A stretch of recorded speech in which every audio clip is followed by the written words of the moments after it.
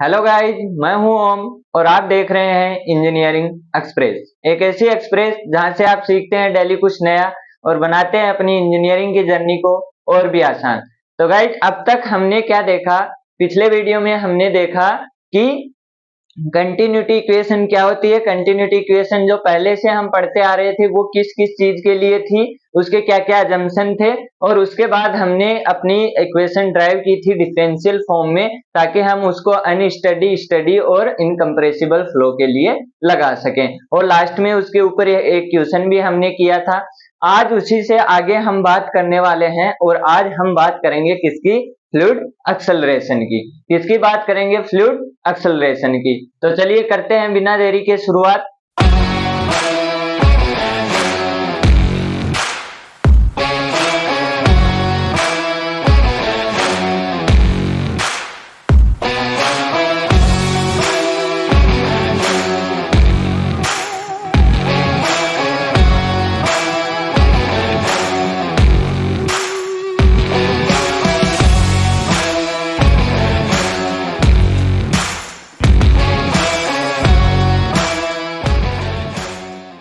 सबसे पहले हमारे पास नाम आता है फ्लूइड एक्सेलरेशन।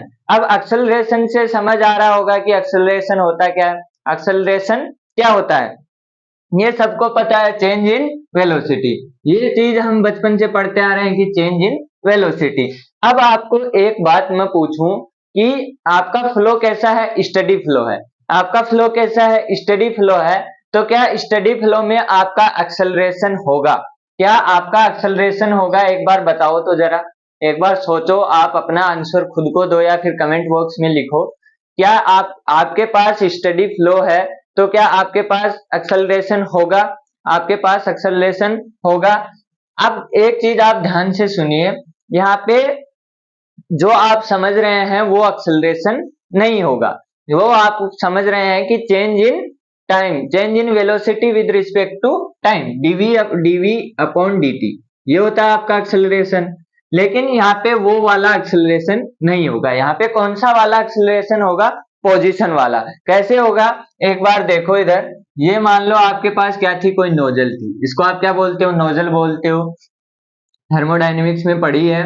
तो ये कोई नोजल थी और ये वाला हमने दो यहाँ पे पोजीशन सेलेक्ट कर ली। एक पोजीशन ये है, एक पोजीशन ये है। ठीक है, ये दो पोजीशन आपके पास है। अब हमने क्या पढ़ा था? स्टडी फ्लो क्या होता है कि एक पोजीशन पे बैठ जाओ, वहां पे वेलोसिटी नोट करो। अगर वेलोसिटी चेंज नहीं हो रही है तो वो स्टडी फ्लो है। तो आपने क्या देखा? यहाँ पे वेलोसिटी थी किसी भी टाइम 4 मीटर पर सेकेंड, 4 मीटर पर सेकेंड थी। और यहाँ पे आप टाइम के साथ इसको रिकॉर्ड कर रहे थे और आप बोल रहे थे कि ये फ्लो कैसा है? स्टडी फ्लो है। लेकिन अब यहाँ पे टाइम के साथ वेलोसिटी चेंज ही नहीं हो रही है, इसका मतलब आपके पास क्या नहीं है? एक्सेलरेशन नहीं है। लेकिन जब आपको पता लगा कि यहाँ पे आपके पास कितनी वेलोसिटी होगी, क्योंकि एरिया कम हो गया, एरिया कम हो गया तो a1v1 is equal to a2v2 आप अगर लगाएं तो एरिया कम हो गया, मतलब v2 क्या हो गया? बड़ा हो गया। किससे? v1 से। ठीक है, ये आपका v1 था। अब v2 बड़ा हो गया, मान लो v2 हो गया 6 मीटर पर सेकेंड। अब 6 मीटर पर सेकेंड हो गया, इसका मतलब इन दोनों पोजीशन के बीच में क्या हुआ है? आपका एक्सेलरेशन चेंज हुआ है। क्योंकि यहाँ पे आप dv अपॉन dt, ये पार्टिकल यहाँ से यहाँ पे आया है तो इसको टाइम भी लगा होगा कुछ, और इसकी वेलोसिटी में भी क्या हुआ है? चेंज हुआ है। तो यहाँ पे आप क्या लिख सकते हो कि हमारा क्या होगा? एक्सेलरेशन होगा। और उस एक्सेलरेशन की हम क्या करेंगे? इसके अंदर स्टडी करने वाले हैं। आई बात समझ में? आपको इतनी बात समझ में आ रही होगी कि हम क्या करने क्या वाले हैं। यहाँ पे फिक्स इस पोजीशन पे आप बैठो, इस पोजीशन पे आप बैठो, यहाँ पे आपका एक्सेलरेशन चेंज नहीं होगा क्योंकि यहाँ पे यूनिफॉर्म आपकी क्या है? वेलोसिटी फिक्स है। लेकिन इन दोनों पोजीशन के रिस्पेक्ट में क्या है? आपकी वेलोसिटी क्या हो रही है? चेंज हो रही है। मतलब यहाँ पे बीच में कोई एक्सेलरेशन रहा होगा, नेगेटिव होगा, पॉजिटिव होगा, हमको नहीं पता। उसी के कारण आपकी वेलोसिटी में क्या हुआ है? चेंजमेंट हुआ है। आई बात समझ में? अब आप क्या लिखते हो? v क्या लिखते हो? v इज इक्वल टू आप लिखते हो यू आई के प्लस वी जे के प्लस यहाँ पे क्या लिखते हो? डब्ल्यू के। ये चीज आप लिखते हो। तो अब आप मेरे को एक चीज बताओ कि जो यहाँ पे u है ये किस चीज का फंक्शन है? ये x का फंक्शन है, ये y का फंक्शन है, ये z का फंक्शन है, ये किस चीज का फंक्शन है? आप एक बार सोच के बताओ, सोचो। अब कुछ लोगों के दिमाग में आ रहा है कि u क्या है, अक्ष का फंक्शन है। u अक्ष का फंक्शन नहीं है। ये गलत बात आपने अगर सोची है तो गलत सोची है, सही सोची है तो बहुत अच्छी बात है। तो ये बात क्या है, गलत है। ये अक्ष का फंक्शन नहीं है। u अक्ष डायरेक्शन में वेलोसिटी है, फंक्शन नहीं है, वेलोसिटी है। किस डायरेक्शन में, एक्स डायरेक्शन में। लेकिन u आपका किस चीज का फंक्शन है, u आपका x का फंक्शन है, y का फंक्शन है, z का फंक्शन है और t का फंक्शन है। यानी कि इन चारों चीजों का फंक्शन कौन है, आपका v इन चारों चीजों का फंक्शन है। अब कैसे माने हम इन चारों चीजों का फंक्शन है। मान लो आपके पास ये क्या थी, कोई पाथ लाइन थी। हमने लास्ट टाइम से लेके सेकंड लास्ट वीडियो में पढ़ा था कि पाथ लाइन क्या होती है, एक पार्टिकल की, जहां भी पार्टिकल जाता है उसके पाथ को आप ट्रेस कर लो, उसको हम क्या बोलते हैं, पाथ लाइन। तो यहाँ पे मान लो कोई पार्टिकल था और यहाँ पे उसकी एक्स डायरेक्शन में वेलोसिटी थी 4 मीटर पर सेकेंड, ठीक है। ये 3D की हम बातें कर रहे हैं। फिर वो पार्टिकल यहाँ पे आ गया, तो मान लो इसकी डायरेक्शन यहाँ पे थी और यहाँ पे हो गई 6 मीटर पर सेकेंड। अब आप ये बताओ मेरे को कि ये वेलोसिटी एक्स में जो चेंज हुई है ये किसके कारण हुई है। ये क्या आप कह सकते हैं कि एक्स वाली के कारण ही हुई है, एक्स कंपोनेंट के कारण हुई है, या ये हो सकता है जेड के कारण हुई हो, वाई के कारण हुई हो, या फिर टाइम के कारण हुई हो। ऐसा हो सकता है, जेड के कारण हो सकती है, वाई के कारण हो सकती है, या फिर टाइम के साथ भी हो सकती है। आई बात समझ, टाइम के साथ तो हो ही रही है, तो यहाँ पे आप फिक्स नहीं कह सकते। अगर दूसरे टाइप से हम देखें तो इसको समझो, इसी चीज को लो कि यहाँ पे आपके पास क्या है, ये वाली पोजीशन है और यहाँ पे ये वाली पोजीशन है। इन दोनों पोजीशन में आपकी वेलोसिटी क्या हो गई, चेंज हो गई। यानी कि ये u है, ये भी u है। u चेंज हुआ किसके कारण, एक्स में पोजीशन के चेंज के कारण। अब आप मेरे को एक चीज और बताना कि जो यहाँ पे वेलोसिटी है जिस पार्टिकल की, यहाँ पे मान लो कोई पार्टिकल है और यहाँ पे पार्टिकल है और यहाँ पे पार्टिकल है, तो क्या इन दोनों पार्टिकल की वेलोसिटी भी बीच वाले के बराबर होगी। यहाँ पे पार्टिकल है, यहाँ पे पार्टिकल है, इनकी वेलोसिटी क्या बीच वाले के बराबर होगी क्या। आपको पता लग रहा है, आपको फील आ रही है, नहीं होगा। आगे भी हम देखेंगे, आगे हम क्या बनाएंगे, वेलोसिटी प्रोफाइल बनाएंगे, तो आपको पता लग जाएगा कि वो कैसा होता है, ऐसा। यानी कि यहाँ पे वेलोसिटी ज्यादा और साइड में क्या होती है, कम होती है, ठीक है। तो इसका मतलब क्या हुआ, एक ही लाइन पे आपकी क्या हो रही है, ऊपर जाने पे भी वेलोसिटी कम हो रही है, नीचे जाने पे भी वेलोसिटी कम हो रही है। यानी कि आप अगर y डायरेक्शन में जा रहे हैं तो भी आपका क्या हो रहा है, चेंजमेंट हो रहा है। इसका मतलब क्या है, y के कारण भी चेंजमेंट है। अब इसके अंदर आप 3D में आपको दिख नहीं रहा है, ये पीछे भी है नोजल, ऐसे तो है नहीं कि ऐसे है, नोजल पूरी पीछे भी है, 3D में है नोजल, तो z के कारण भी है। और टाइम के साथ अगर देखें, मान लो ये था नोजल और आपकी ये नोजल थी, और सेम टाइम पे यानी कि सेम पोजीशन पे आपके पास टाइम के साथ मान लो ये 4.5 हो गई, या और यहाँ पे मान लो कि आपके पास 6.5 हो गई, कुछ भी हो गई, तो ये क्या हुआ, टाइम के कारण चेंज हुआ, टाइम के साथ मान लो चेंज हो गया। तो अब ये फ्लो कौन सा बन गया, अनस्टडी फ्लो बन गया। टाइम के साथ अगर चेंज हो रहा है तो अनस्टडी फ्लो बन गया। स्टडी में तो फिक्स रहता है टाइम के साथ, तो अगर आपका ये u है अनस्टडी है तो यहाँ पे टाइम का कंपोनेंट भी आ जाएगा, अगर नहीं है तो टाइम नहीं आएगा। तो ये किस पे डिपेंड करता है, किसका फंक्शन है u, x का, y का, z का और t का। अगर v की बात करें तो v भी किसका फंक्शन होगा, x का, y का, z का, t का। सेम t में भी यही बातें होंगी। और जो आपका w है वो भी किसका फंक्शन होगा, x का, y का, z का, t। ठीक है, ये चीज बहुत समझनी जरूरी है। अगर ये चीज समझ ना आई तो पूरा एक्सेलरेशन आपको समझ में नहीं आएगा। आज सिर्फ एक्सेलरेशन का डेरिवेशन ही देखेंगे, बस 2 इक्वेशन है, आपको वही याद करनी है, उनसे बाहर क्वेश्चन नहीं आता है, ना आपके सेमेस्टर एग्जाम में ना कॉम्पिटिटिव एग्जाम में। लेकिन मेन मुद्दा क्या है, इस चीज को समझना, इस चीज को समझना कि एक्स, वाई, जेड और टी के फंक्शन क्यों है। क्योंकि आपको अगर u में वेलोसिटी चेंज हो रही है तो वो फिक्स नहीं है कि वो u के कारण ही हो रही है, वो एक्स डायरेक्शन के कारण ही हो रही है, वो हो सकता है y के कारण हो रही हो, z के कारण हो रही हो, तो वो आपको मालूम नहीं है। एक चीज सोचो, आप क्या पढ़ते थे, काइनेमेटिक्स पढ़ते थे, ये पार्टिकल यहाँ से यहाँ तक जाता था, यहाँ से यहाँ तक जाता था, लेकिन यहाँ पे क्या होती थी, ये वेलोसिटी अलग होती थी, फिर यहाँ पे अलग, यहाँ पे हम क्या करते थे, ये वेलोसिटी ऊपर वाली क्या होती थी, अलग अलग होती थी, ऐसे कुछ होता था, थीटा के हिसाब से वो चेंज होता था। तो वही कारण है कि आपको फिक्स पता नहीं है कि ये एक्स के कारण चेंज हो रही है, वाई के कारण, तो ये फंक्शन किसके हो जाएंगे, तीनों के। और अगर आपका अन स्टडी है तो वो साथ में कौन सा फंक्शन भी आपके पास आ जाएगा टाइम का, अगर स्टडी बोलेगा तो टाइम को हम हटा देंगे। ठीक है, अब हमको मुद्दा क्या था, हमारा मुद्दा था हमको एक्सेलरेशन निकालना था, एक्सेलरेशन निकालना था। तो हम क्या निकालेंगे, change in velocity upon time, यही होता है, change in velocity upon time. तो चेंज निकालो, सबसे पहले चेंज निकालो किसका, u का, u का हमने चेंज निकाला। तो अब कैसे लिखेंगे, ऐसे लिखते हैं, अगर z फंक्शन है f, x, y का, ऐसे कोई फंक्शन है f, तो ये क्या होगा, इसको आप कैसे लिखते थे, d डो z अपॉन डो x dx प्लस डो z डो y अपॉन dy, ऐसे लिखते थे।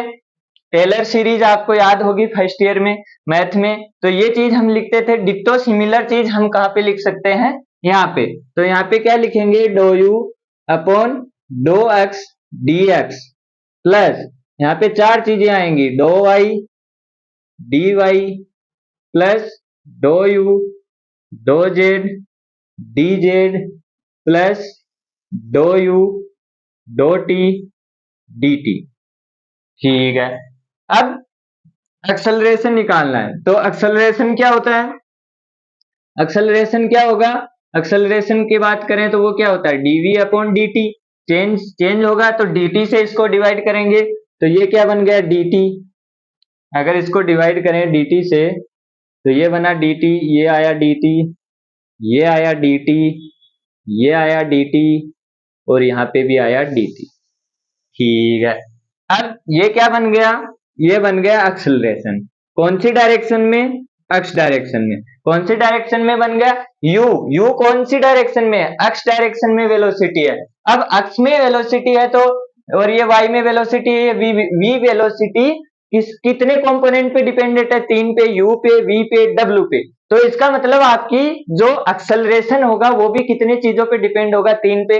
अगर u बदला तो भी आपका एक्सेलरेशन चेंज, v बदला तो भी एक्सेलरेशन चेंज, और w बदला तो भी एक्सेलरेशन चेंज। ठीक है, अब ये वाली चीज है तो ये क्या हो गया, ये एक्स डायरेक्शन में। ये वाली चीज देखी देखी लग रही है मेरे को, ये वाली चीज क्या है, ये dx अपॉन dt क्या है, u है, dy अपॉन dt क्या है, चेंज इन y डायरेक्शन में v है, और ये क्या है, ये है आपका w। आई बात समझ में, और इसको तो आप जानते ही होंगे, ये क्या है 1। ठीक है, तो मैं ax लिखूं तो ax क्या हो जाएगा, du upon dx into u plus v du upon dy plus w du upon dz plus du upon dt। आई बात समझ में, ये वाली चीज आपको क्या रखनी है, याद रखनी है।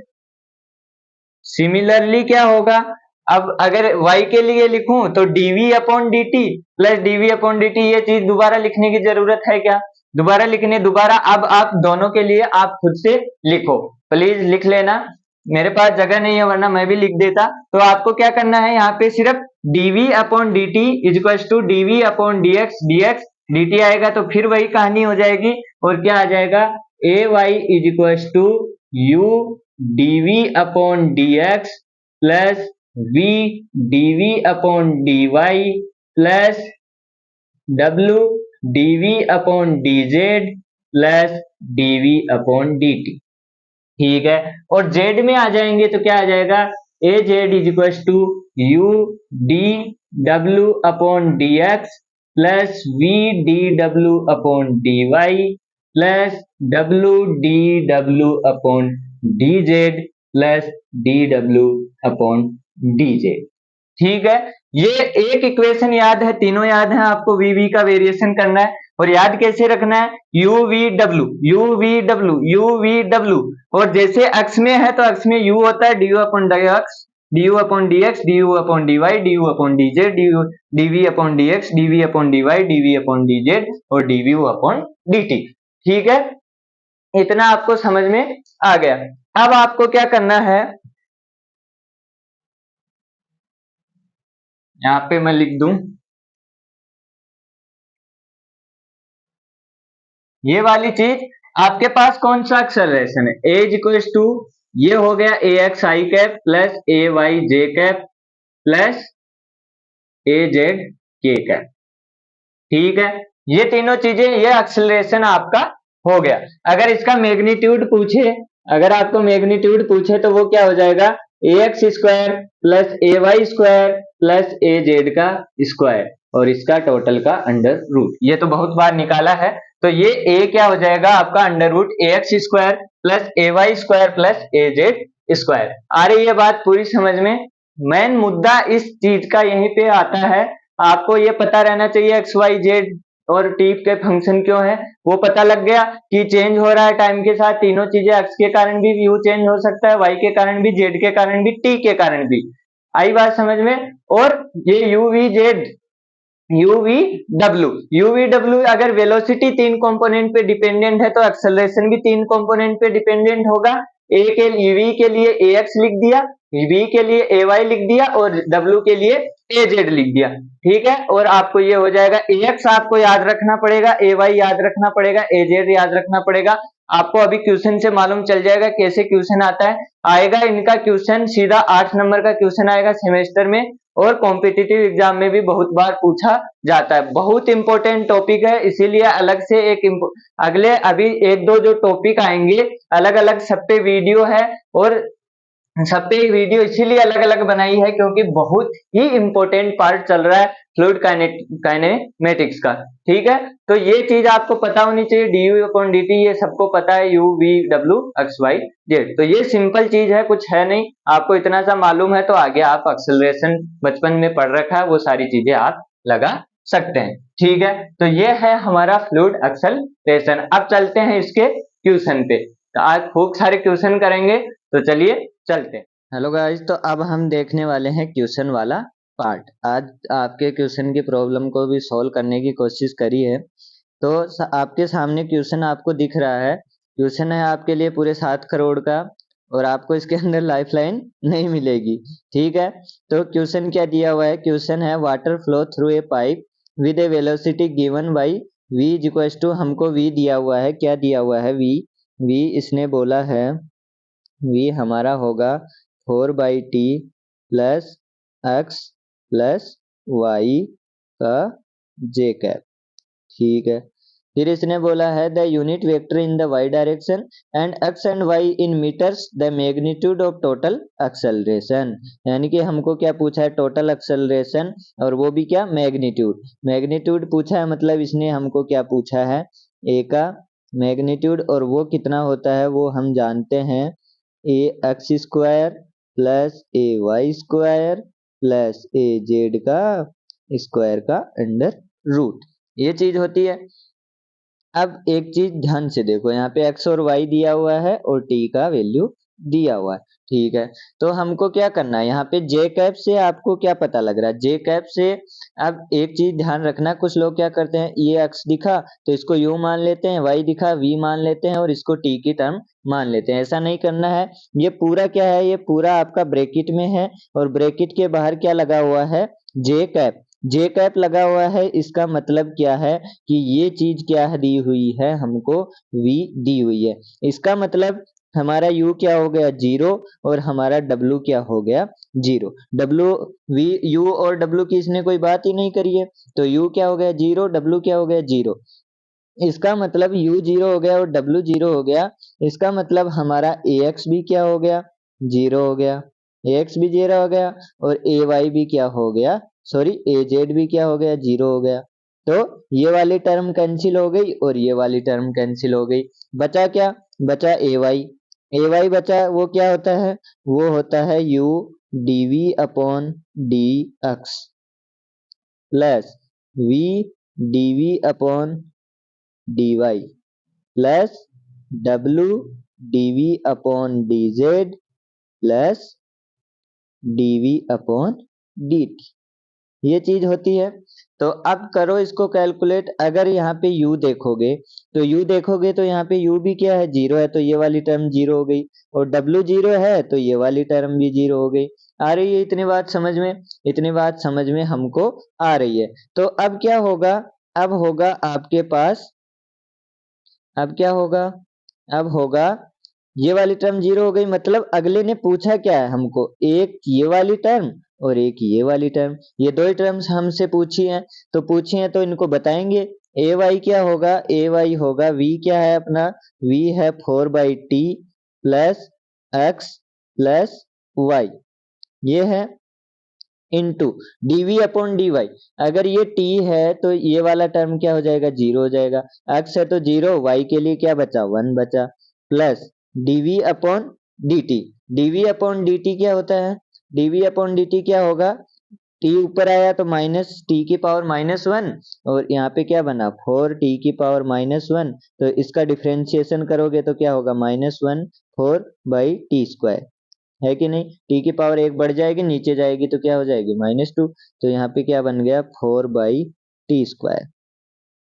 ठीक है, अब यहाँ पे रख दो वैल्यू, टी की वैल्यू क्या थी, 2 थी, टी की वैल्यू 2 थी, एक्स की वैल्यू 1 थी, वाई की वैल्यू 1 थी, और -4/2 का स्क्वायर, यही था, ये था। तो ठीक है, अब ये क्या हुआ, 2 + 1 + 1 और माइनस का 1, 4/4 माइनस का 1, और यहाँ पे कितना आ गया, 1 से 1 कैंसिल हुआ, और यहाँ पे 3।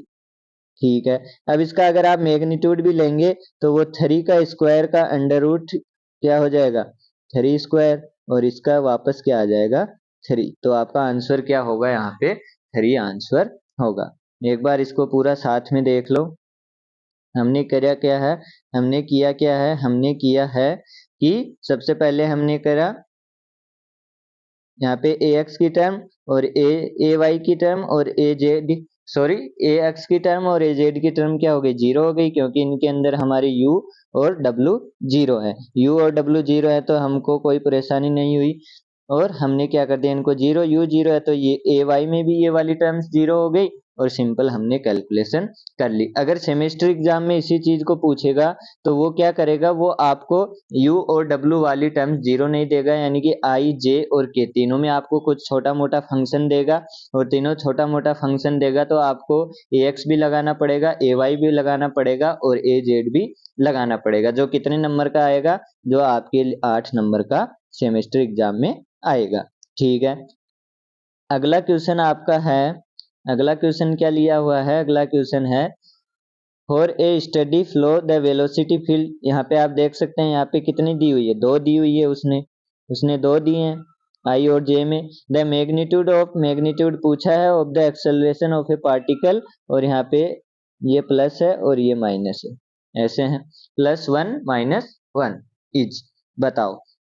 तो यहाँ पे हमको क्या दिया हुआ है, u दिया हुआ है। u कितना दिया है उसने, u दिया है x² + 3y, x² + 3y का i कैप दिया हुआ है, तो ये u हो गया, और v क्या है, v है आपका 2xy, यही चीज दी हुई है 2xy। अब हमको क्या करना है, यहाँ पे हमको मैग्नीट्यूड पूछा है तो वही हमको क्या लगाना है, √ax² + ay² + az का स्क्वायर। ठीक है, तो az वाली टर्म क्या हो गई, जीरो हो गई, क्योंकि अपना w जीरो है। तो हम क्या करेंगे, अब लगाओ ax लगाओ, तो वो क्या होगा, u du upon dx plus v dv upon dy, sorry du upon dy plus w du upon dz plus du upon dt। अब t में कोई टर्म है नहीं तो इसको भी जीरो ले लो।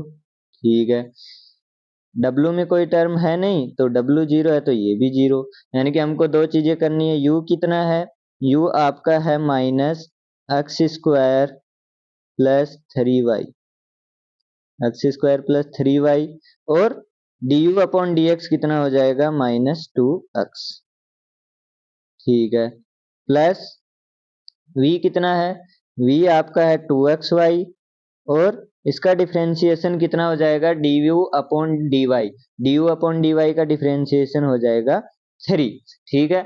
अब आप यहाँ पे वैल्यू रख दो, वैल्यू रखी तो क्या आएगा, वैल्यू रखी तो यहाँ पे आ जाएगा ये -1, ये -3 क्योंकि y माइनस का है, ये -2 प्लस 2 1 -1 और 3, ये होगा, इतना तो आप कर सकते हैं, -4 और -2 कितना हुआ 8, और ये कितना हुआ -6, तो हमारे पास क्या बच गया 2। तो ये किसकी वैल्यू आई है, सिर्फ अभी ये वैल्यू आई है आपके पास ax की। अब ay की वैल्यू निकालेंगे, ay की वैल्यू निकालेंगे तो क्या होगा u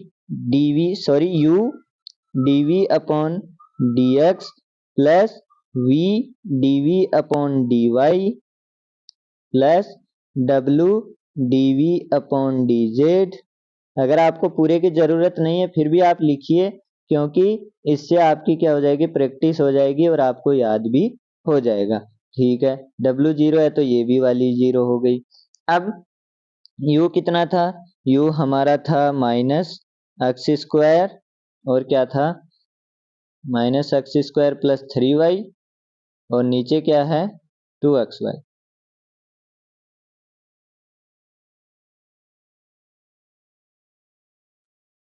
प्लस 3y, और dv अपॉन dx क्या हो गया 2y, ठीक है। और v क्या था, v 2xy था, और dv अपॉन dy क्या आ जाएगा 2x, ये मैं लिख सकता हूँ, कोई दिक्कत नहीं है। तो यहाँ पे कितना बन गया, यहाँ पे बन गया आपके पास, ये बना -1 -3 2y -2 plus plus plus plus 1 -1 और 2, ठीक है। ये कितना बना 8, ये कितना बना -4, टोटल कितना बना 4, तो ये क्या आ गया आपके पास ay। यहाँ से मैग्नीट्यूड निकाल सकते हैं, मैग्नीट्यूड कितना आ जाएगा, मैग्नीट्यूड आ जाएगा √a square plus y square b square, यानी कि 3 square plus 4 square, x square plus a y square, z तो 0 है तो ये 3 का स्क्वायर प्लस 4 का स्क्वायर, यही होगा 2 था क्या 2 था, 2 का स्क्वायर प्लस 4 का स्क्वायर, तो ये क्या बन गया 4, ये बना 4 और ये बना 16, तो 4 और 16 कितने हो गए √20, और जिसको आप लिख सकते हैं 2√5, यानी कि ये हो गया हमारा मैग्नीट्यूड, ठीक है। तो ये भी सेम क्वेश्चन था, कुछ नया नहीं था इसके अंदर भी, करना क्या था, ये क्या है बड़ा क्वेश्चन। अब ये देखो इतना बड़ा आपको क्या कर सकते हैं सेमेस्टर एग्जाम में पूछ सकते हैं, अगर साथ में ए जेड और निकलवा लेगा तो वो 8 नंबर का क्वेश्चन आराम से बन जाएगा, ठीक है। तो ये क्या हो गया हमारा, हमको ऐसे इसके अंदर मैग्नीट्यूड निकालना पड़ेगा, कुछ ज्यादा हार्ड नहीं है, बस वो आपको मैं वीडियो में बताना चाहता था कि आपको क्या हो पता होना चाहिए। अब मैं शुरू में आपको 3 इक्वेशन बताता और बोलता कि आप तीनों याद कर लो आपका काम हो जाएगा, उससे सीखना नहीं मिलता है। सीखने के लिए आपको क्या करना है, आपको याद रहेगी लंबी टाइम तक कि ये जो हमारे u v और w x के भी फंक्शन थे, y के भी फंक्शन थे, z के भी फंक्शन थे और t के भी फंक्शन क्यों थे और वो क्यों वेरी कर रहे थे, ठीक है। अब आगे आता है अगला क्वेश्चन है,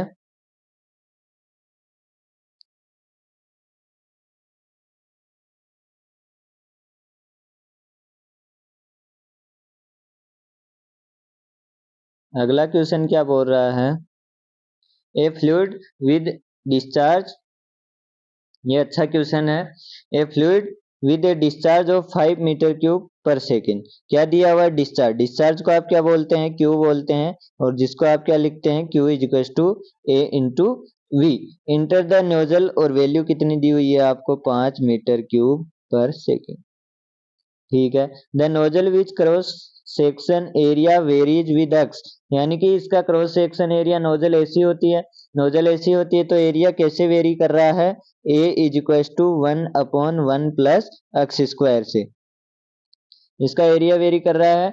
assume the flow is steady, flow क्या बोला है, स्टडी है, वन डायमेंशनल, वन डायमेंशनल है, इसका मतलब क्या हुआ, उसने क्लियर बोल दिया कि हमारे पास जो फ्लो होगा वो कैसा होगा, वन डायमेंशनल। इसका मतलब v क्या है, जीरो है, और हमारा w भी क्या है, जीरो है। ठीक है, अपनी बात को उसने कैसे बोला आपको समझ आ रहा होगा लैंग्वेज से, कि हमारा जो वन डायमेंशनल फ्लो है, वन डायमेंशनल का मतलब क्या होगा, v, और जो w है वो क्या है, z के फंक्शन और j के फंक्शन, j और k क्या है, जीरो है। Compressible, find the acceleration at x बराबर 2 मीटर, एक्सेलरेशन पूछा है कहाँ पे, 2 मीटर पे। तो q is equal to A V होता है, तो 5 इज इक्वल टू a को आप लिख सकते हैं under root 1 plus x square, और v को आप ऐसे लिख सकते हैं, तो v यहाँ पे ये u है, या फिर v मान लो, एक ही बात है, u है, तो u क्या हो जाएगा, 5 इंटू 1 प्लस एक्स स्क्वायर।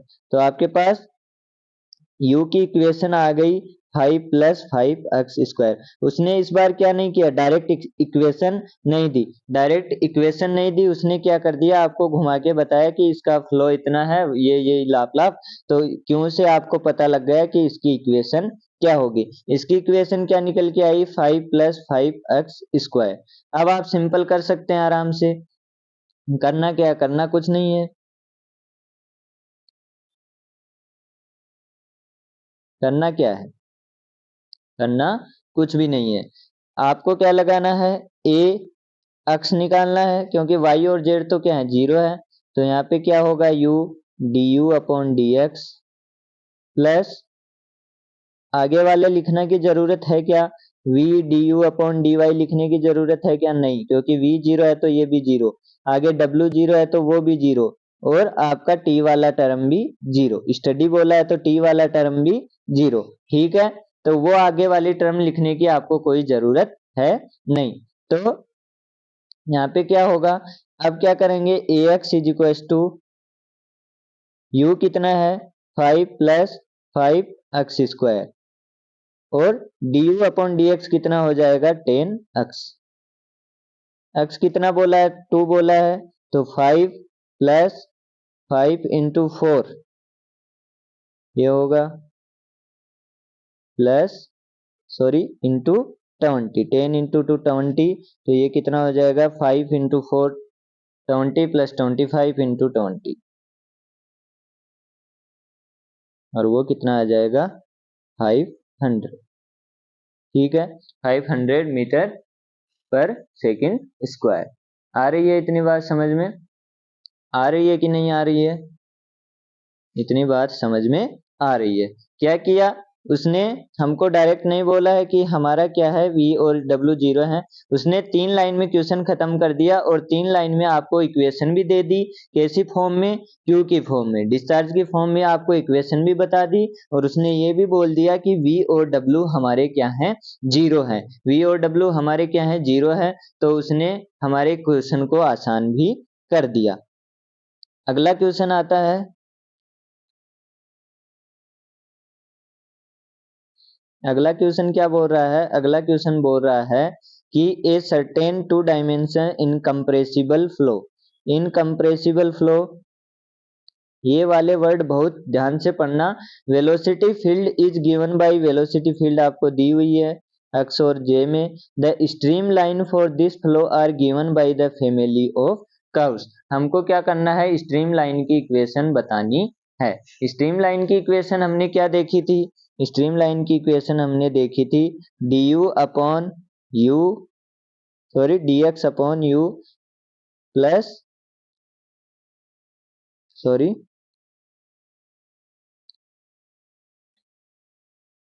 क्या देखी थी, D X upon U is equal to D Y upon V, और जेड था तो डी जेड अपॉन डब्ल्यू, यही देखी थी। अब देखो डी एक्स है तो एक्स क्या है, यहाँ पे यू क्या है, यू आपका क्या है, 2xy और y क्या है, y आपका v क्या है, सॉरी v क्या है आपका, v है आपका माइनस वाई का स्क्वायर, ये चीज है। इतनी बात समझ में आ रही है। अब यहाँ पे क्या हुआ, dx अपॉन 2xy, माइनस का है इधर आएगा तो क्या हो जाएगा, प्लस का हो जाएगा, तो dy अपॉन वाई स्क्वायर बन गया प्लस इज इक्वल टू 0, यही बना। ठीक है, अब इसको आप 2y से क्या कर दें, मल्टीप्लाई कर दें, 2y से ऊपर नीचे मल्टीप्लाई कर दें तो क्या होगा, 2y से आप इसको मल्टीप्लाई करो, 2y से आप इसको मल्टीप्लाई करेंगे तो क्या होगा, 2y से मल्टीप्लाई करेंगे तो dx अपॉन यहाँ पे क्या हुआ x प्लस dy अपॉन यहाँ पे क्या होगा, अगर 2y से मल्टीप्लाई किया है तो यहाँ पे क्या हो जाएगा, ये आ गया 2 और ये आ गया y, ये आ गया y। बेसिकली हमने मल्टीप्लाई किया, इसको हमने क्या किया है, इस y और इस 2 को इधर भेजा है, या तो ऐसे बोल दो कि हमने इधर भेजा है, या फिर बोल दो कि इस वाली इक्वेशन को हमने क्या किया है, 2y से मल्टीप्लाई किया है, ऐसे बोल सकते हैं। अब यहाँ पे क्या होगा, इसका हमको क्या करना है, इंटीग्रेशन, इंटीग्रेशन करेंगे तो क्या हो जाएगा, ये बनेगा ln x प्लस ये बनेगा 2 ln y is equal to 0, ये बना। अब यहाँ पे क्या बना, 0 बनेगा या कुछ और बनेगा आगे, यहाँ पे इंटीग्रेशन होगा तो 0 ही बनेगा क्या, 0 नहीं बनेगा, ln c क्या है, कांस्टेंट है, कुछ भी हो सकता है, हमको मालूम नहीं है। अब ln x प्लस 2 ऊपर गया तो ये क्या बन गया, ln y square is equal to ln c। अब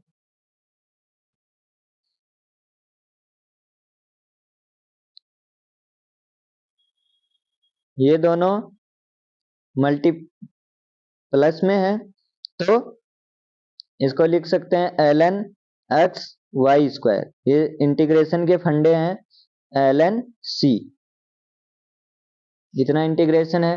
ठीक है, अब ln से nl हमारा क्या हो गया, कैंसिल, और x is Y square is equal to c, तो ये आपका क्या आ गया, फैमिली ऑफ कर्व। ठीक है, तो इस c को इग्नोर मत मार देना, क्योंकि अगर c को इग्नोर मार दिया, कहीं हम क्या करते हैं बेसिकली समाकलन में इग्नोर मार के चलते हैं, किसको, कांस्टेंट को, कांस्टेंट को हम क्या करके चलते हैं, इग्नोर मार के चलते हैं, लेकिन यहाँ पे ऐसा मत कर देना, यहाँ पे कर दिया तो सारा कबाड़ा हो जाएगा। तो हमको क्या करना है, ln x plus ln y square, तो ये है एक्स वाई स्क्वायर, अब x को और y को स्क्वायर को चेंज करेंगे तो हमको नंबर ऑफ लाइंस क्या हो जाएंगी, मिलती जाएंगी, और वो हमारी क्या बन जाएगी, फैमिली ऑफ लाइन। ठीक है, तो हमको क्या मिल गई, यहाँ पे फैमिली मिल गई, किसकी, लाइंस की। ठीक है, कर्व बोलो लाइन बोलो, ये लाइन नहीं है, ये है क्या, ये कर्व है, कर्व है बेसिकली। तो ये थे हमारे 4 क्वेश्चन, आई होप कि आपको चारों क्वेश्चन समझ में आए होंगे। ये लास्ट वाला क्वेश्चन हमने किस पे देखा है, हमने पिछले वाले वीडियो में देखा था, उस स्ट्रीम लाइन की इक्वेशन क्या होती है, तो मैंने यहाँ पे आपके लिए एक क्वेश्चन और डाल दिया ताकि आपको ज्यादा समझ में आए। ऊपर वाले चारों क्वेश्चन हमने किस पे देखे, ऊपर वाले चारों क्वेश्चन हमने एक्सेलरेशन पे देखे। तो ये चारों क्वेश्चन आपने आई होप कि साथ साथ भी किए होंगे, अगर साथ साथ नहीं किए हैं, समझे हैं, तो अब आप इन चारों क्वेश्चन को लिखो और करो, क्योंकि अगर आप सेमेस्टर एग्जाम दे रहे हैं तो भी बहुत इंपॉर्टेंट है, और साथ में अगर कॉम्पिटिटिव एग्जाम की तैयारी कर रहे हैं तो भी बहुत इंपॉर्टेंट है। तो आज के लिए इतना ही रखते हैं। आई होप कि आपको सारी चीजें समझ में आई होंगी, अगर सारी चीजें समझ में आई हो तो वीडियो को लाइक करें, चैनल को सब्सक्राइब करें, पढ़ते रहें, हंसते रहें, मुस्कुराते रहें और खेलते रहें। तब तक के लिए मिलते हैं अगले वीडियो में। जय हिंद, जय भारत।